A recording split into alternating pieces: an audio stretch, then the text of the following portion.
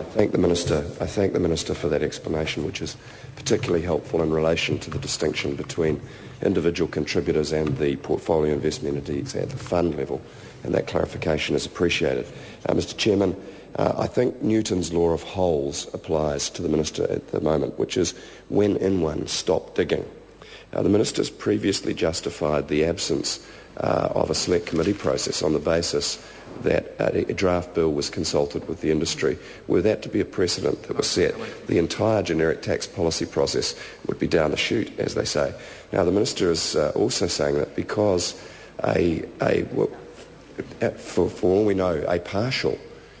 regulatory impact analysis may have been undertaken by the Department on some aspect of this that might be available on the website. There's no need to table it at the House or attached to the bill. That's the inference, because the Minister was saying that that due process has been followed, unless he's now admitting due process has not been followed, in which case I'd be happy to concur. But back to the part,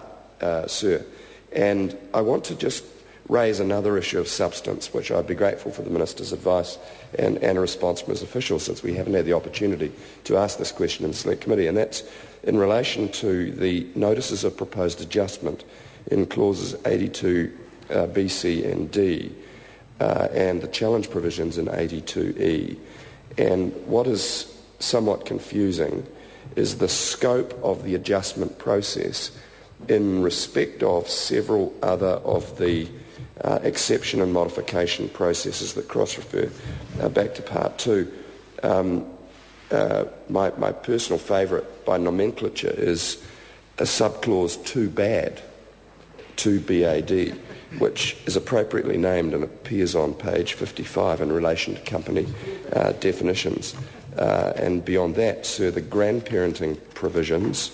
and forgive me for flicking through my notes because they appear on different parts of the bill, and the provisions in relation to adjustments for family scheme income from amounts derived by dependent children in MB11 on page 48,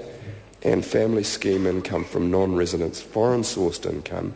on MB12 on page 48, and officials may be able to assist us through the Minister in that. The concern that the substantive concern, not a drafting concern, is that we wish to be clear, and it may be something that the Minister could provide subsequent assurance to the House on, that the adjustment process brought in Part 3 through Clause 82 is not able to be used to double arbitrage, if you like, or make fine-tuning adjustments to what otherwise could be quite generous provisions around family scheme income or foreign-sourced income. The family scheme income is particularly important because it would be possible by allocating through the ownership of look-through companies, at least in theory, income to pertain from the company to the taxable income of individuals who might be at a lower tax rate than the principal owner. So, for example, if a principal owner owned shares in a company alongside the owner's children, the children were on a lower tax rate, or a spouse who's and I wonder, sir, whether this isn't the Minister having another go at income splitting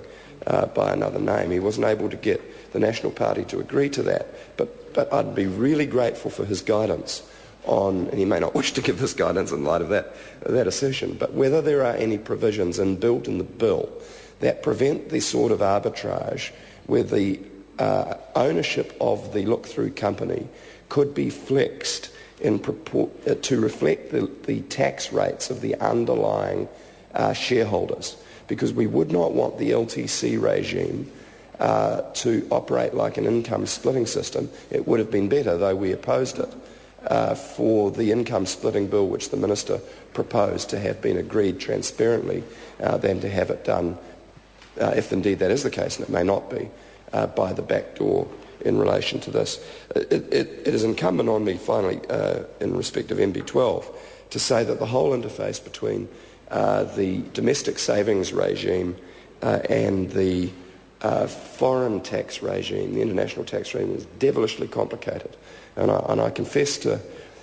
finding myself in the uncomfortable position when I held his current role of being in an ongoing reliance position in relation to technical advice on that matter. Mr. Chairman.